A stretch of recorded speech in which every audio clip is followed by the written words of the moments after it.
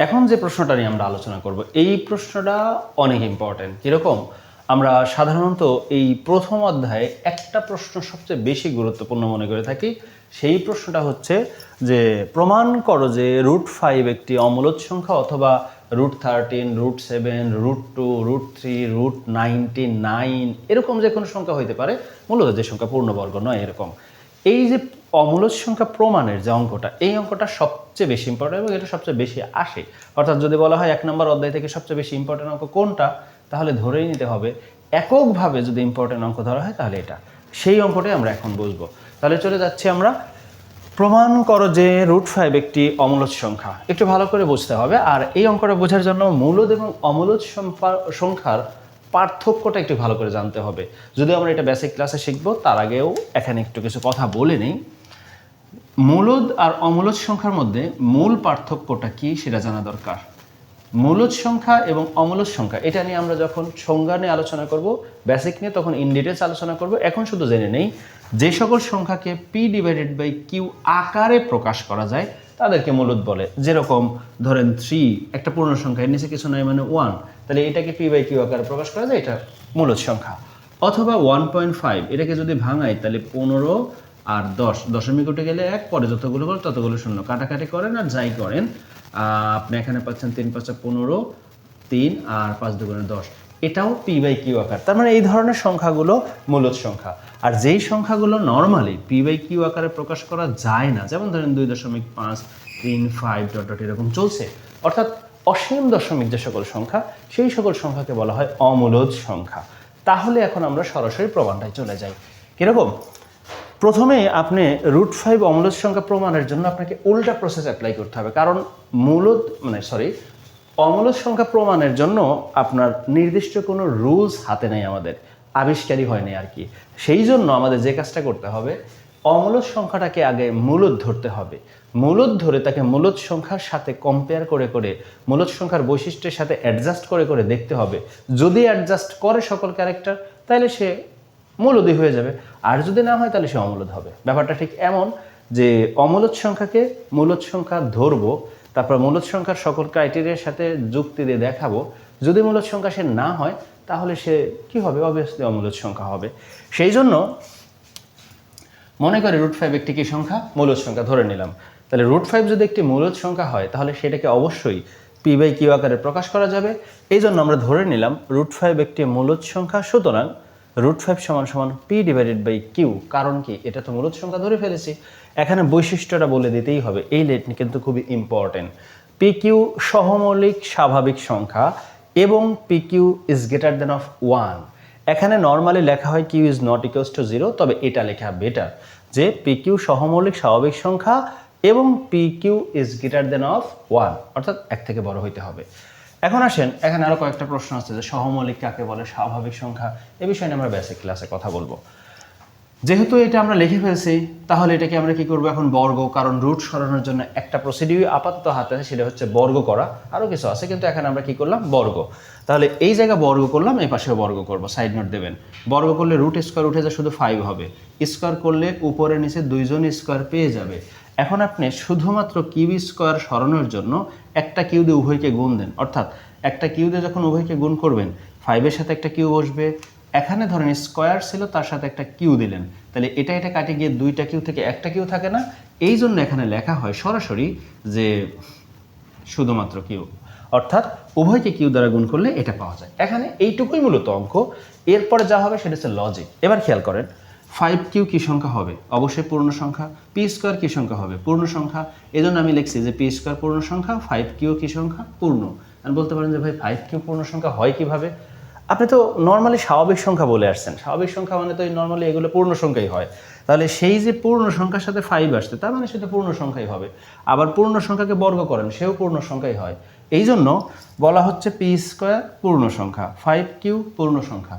But p²/q এটা পূর্ণ সংখ্যা নয়। কারণ দেখেন, দেখতেই কিন্তু ভগ্নাংশ ভগ্নাংশ লাগে। তাহলে এটা পূর্ণ সংখ্যা হয় কি করে? তার মানে এটা পূর্ণ সংখ্যা নয়। এই তিনটা কথা খুবই গুরুত্বপূর্ণ। এখন দেখেন আপনি নিজে, যেহেতু আপনি যুক্তি দিয়ে প্রমাণ করলেন এটা পূর্ণ সংখ্যা, কিন্তু এটা পূর্ণ সংখ্যা নয়, তাহলে একটা পূর্ণ সংখ্যা আর একটা ভগ্নাংশ সংখ্যা সমান হইতে পারে। ধরেন 3 = 3/2, তাহলে এটা কি সমান হইলো? হবে না। তার মানে একটা পূর্ণ সংখ্যা আর একটা ভগ্নাংশ সংখ্যা কোনোদিনও সমান হইতে পারে না। তাহলে আমরা বলতে পারি কি, দেখেন 5q is not equals to p square by q, অর্থাৎ এটা আর এটা কি হইতে পারে না? সমান হইতে পারে না। তাহলে যদি তারা সমানই না হইতে পারে তাহলে √5কে কি পি বাই কিউ আকারে প্রকাশ করা যাবে না। তাই লিখছি √5কে পি বাই কিউ আকারে প্রকাশ করা যাবে না। সুতরাং এটা কি সংখ্যা হবে? √5 একটি অমূলদ সংখ্যা হবে, কারণ মূলদ সংখ্যার বৈশিষ্ট্য সে ধারণ করেনি। যদি আপনি একটু চিন্তা করেন যে √5কে আপনি অনেকভাবে দুধ কলা দিয়ে পুষতে পুষতে এই জায়গায় নিয়ে আসছেন যে এটা মূলদ সংখ্যা হবে, মূলদ সংখ্যা হবে। তো মূলদ সংখ্যা সব বৈশিষ্ট্য যখন ফিল করলাম, লাস্টে এসে যুক্তি দিতে গিয়ে দেখি যে এটা পূর্ণ সংখ্যা, এটা পূর্ণ সংখ্যা, বাট এইটা পূর্ণ সংখ্যা নয়, মানে এইটা ভগ্নাংশ সংখ্যা। তাহলে একটা ভগ্নাংশ সংখ্যা আর একটা পূর্ণ সংখ্যা কি হইতে পারে না? সমান হইতে পারে না। তার মানে কি এই কথাটা মিথ্যা বলছি, এটা মিথ্যা বলছে, সব মিথ্যা বলছে। তার মানে কি √5 যে মূলদ সংখ্যা ধরছি এইটাও মিথ্যা ধরছি। তার মানেই হচ্ছে √5 আর মূলদ সংখ্যা হইতে পারে না, সে কি সংখ্যা? অমূলদ সংখ্যা। আশা করি বুঝতে পারছেন। সুন্দর করে এটা একটু নোট করে রাখেন, দুই একবার দেখেন, দরকার হলে আবার বোঝেন, আশা করি বুঝতে পারবেন ইনশাল্লাহ, কোনো সমস্যা হবে না। এখন আমরা আরেকটা স্পেশাল অঙ্ক শিখবো, যেই অঙ্কটাও খুবই গুরুত্বপূর্ণ, মানে অধ্যায় 1-এর যদি গুরুত্বপূর্ণ অঙ্ক বলি তার মধ্যে এটাও আরেকটা গুরুত্বপূর্ণ। ভয় নাই, আগেরটা সবচেয়ে বেশি গুরুত্বপূর্ণ, এটা আরেকটা গুরুত্বপূর্ণ। ছোট্ট একটা অঙ্ক, কিন্তু আমাদের বেসিকটা ভালো না বোঝার কারণে এটা আসলে অ্যান্সার করতেও ঝামেলা হয়। আবার এর আরেকটা সমস্যা কি, এই অঙ্কে বিভিন্ন টিচার বিভিন্নভাবে অ্যান্সার চায়, যে কারণে আমাদের আসলে সঠিক কোনটা লেখা যায়, কোনটা লেখাটা স্ট্যান্ডার্ড, সেই জিনিসটা বুঝতে একটু সমস্যা হয়। তাহলে চলেন শুরু করি।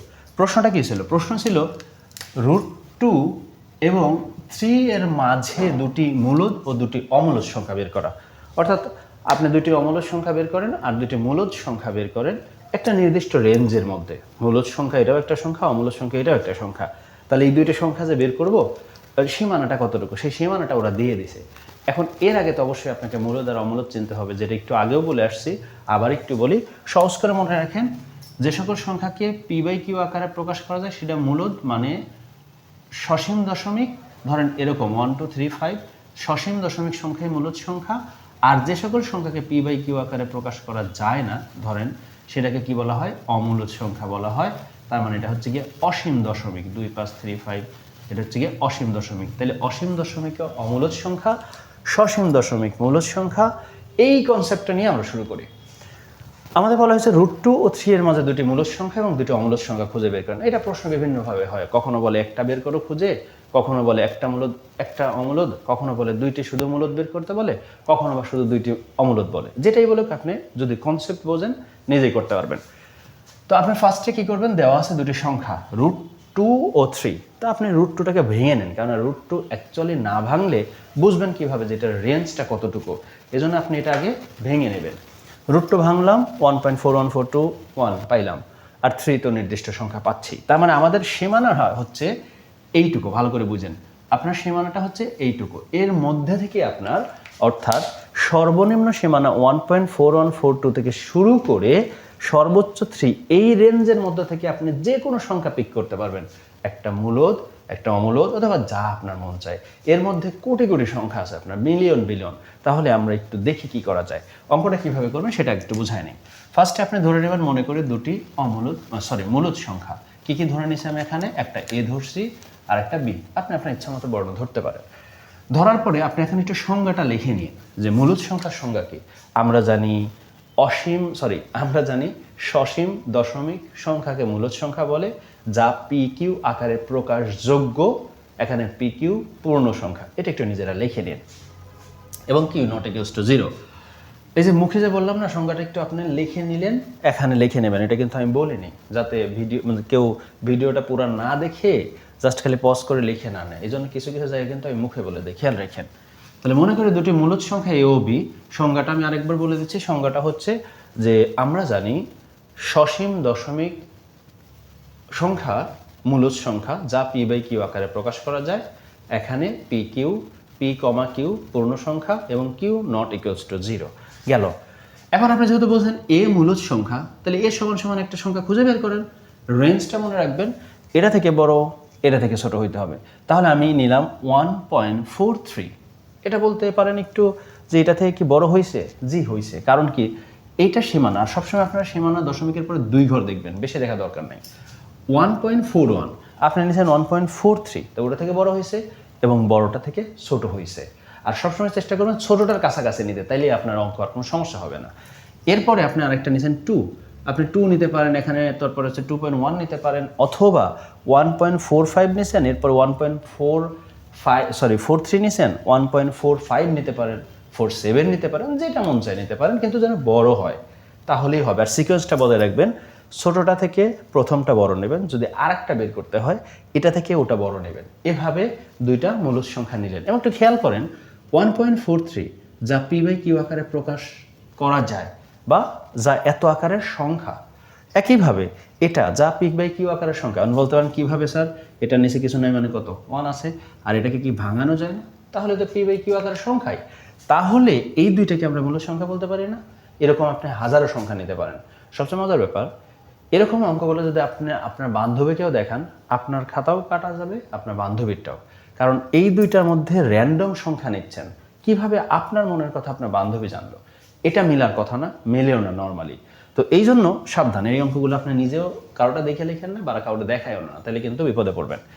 এই লাইনটা এখানে এসে আপনি জাস্ট খালি কী করবেন, সবচেয়ে বড় যে সংখ্যাটা সেটা লিখবেন, ইজ গ্রেটার দেন চিহ্ন দেবেন, তারপরে নিচের এটা লিখবেন, তারপরে এটা লিখবেন, তারপরে ছোট সংখ্যাটা লিখবেন। এটা দ্বারা কি বোঝায় আমি একটু বলি। √2 থেকে a বড়, a থেকে b বড়, আর b থেকে 3, যে কথাটা বলছেন সেটাই এখানে একসাথে বলে দিলেন।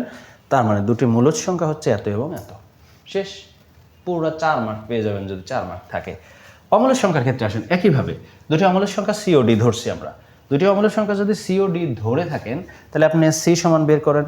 কি বলছিলাম যেন, অসীম দশমিক সংখ্যা। তাহলে c সমান, এখানে সংজ্ঞাটা লিখে নেবেন। হ্যাঁ, এখানেও সংজ্ঞাটা লিখে নেবেন। কি লিখবেন?